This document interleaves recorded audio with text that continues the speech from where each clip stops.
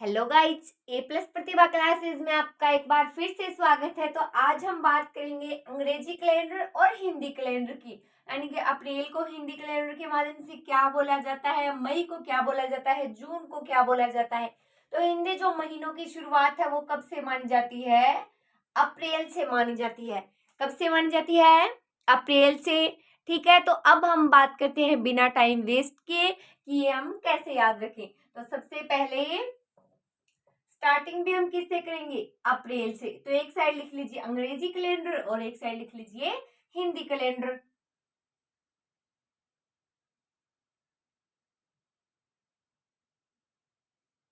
ये अंग्रेजी कैलेंडर और ये हिंदी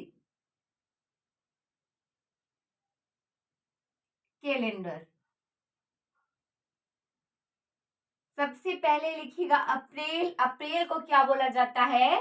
चैत्र। तो लिखो सबसे पहले अप्रैल। आज हम इनको याद करेंगे। लिखो अप्रैल। अप्रैल को बोला जाता है चैत्र। क्या बोला जाएगा? चैत्र। मई को क्या बोला जाता है? तो लिखो वैशाख। लिखो मई। बोला क्या जाएगा इसको? वैशाख।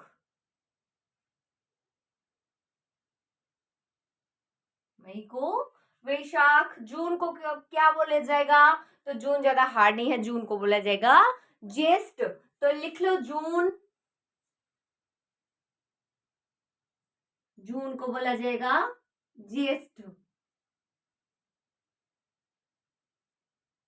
ठीक है, आगे लिखो जुलाई। जुलाई को बोला जाता है आषाढ़। तो लिखो जुलाई।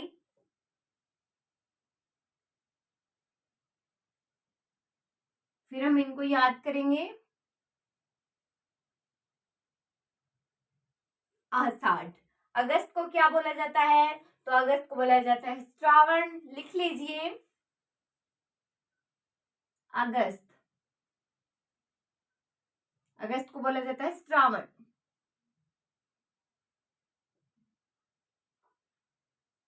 सितंबर को क्या बोला जाएगा? तो सितंबर को बोला जाता है भाद्रपद। लिखिए सितंबर। सितंबर। सितंबर को भाद्रपद बोला जाएगा। आगे क्या आएगा?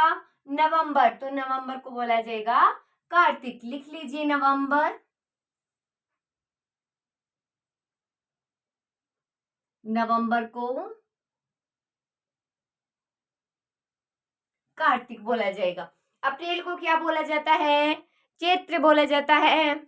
मई को वैशाख। जून को ज्येष्ठ। जुलाई को आषाढ़। अगस्त को श्रावण। सितंबर को भाद्रपद और नवंबर को कार्तिक बोला जाता है।